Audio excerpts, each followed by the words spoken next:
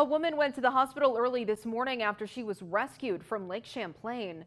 Burlington Fire got a call before 6 a.m. reporting a swimmer in distress.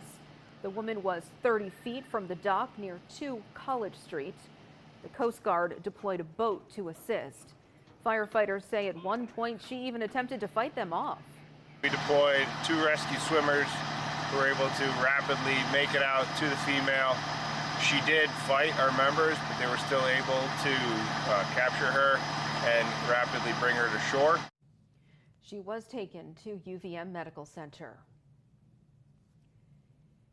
If you have a scheduled hospital visit coming up, treatment might look a little different. Hospitals across the country are dealing with a shortage of IV fluids right now, and that includes the University of Vermont Health Network. ABC 22's Matt Holderman joins us live outside the Med Center at the Burlington campus to further explain the situation and what doctors are having to do instead. Yeah, Lauren, that's exactly right. This shortage is a direct result of damage that was caused by Hurricane Helene, actually. And when it rolled through North Carolina in late September, it damaged the healthcare plant that makes more than half of all IV fluids for United States hospitals. So as teams work to rebuild that plant and the roads around it, doctors nationwide, including right here at the UVM Medical Center, are having to preserve IV fluids and use IV alternatives whenever possible.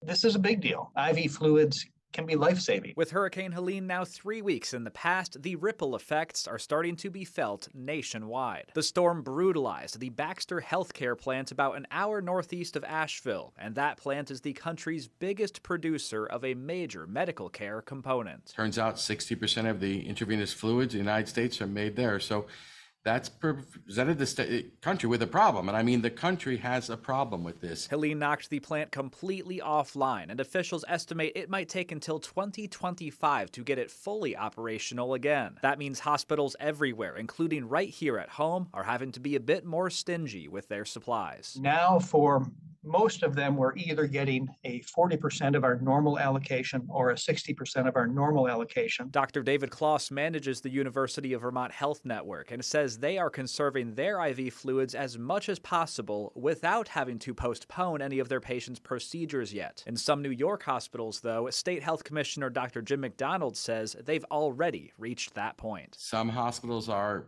pushing off some surgeries that can be pushed off, and they'll do that temporarily until they can get more supplies. Dr. Kloss says there is some confidence UVM Health Network won't reach that point at all this year, especially if they're able to put enough patients on alternate supplies. On a case-by-case basis, doctors have been instructed to use oral electrolytes or rehydration therapy instead of IVs. Oral rehydration can serve the same purpose safely and effectively. But if needed, he says delaying care is something they will do. But if delaying elective care is the way that we protect the safety of our patients as a whole, that would be the route that we would need to take. And for our audience in New Hampshire, I also reached out to Dartmouth Health, and they told me they are having no issues with the shortage and don't foresee any in the coming weeks or months. Now, Dr. Kloss says right now anyone who is scheduled for procedures with the UVM Health Network should expect their appointments to stay as scheduled, and if that changes, they will be reaching out directly to the patients. And both Drs. Kloss and McDonald also noted Baxter Healthcare is doing a great job trying to get their operations in North Carolina going again, and they are getting help from local, state, and federal government.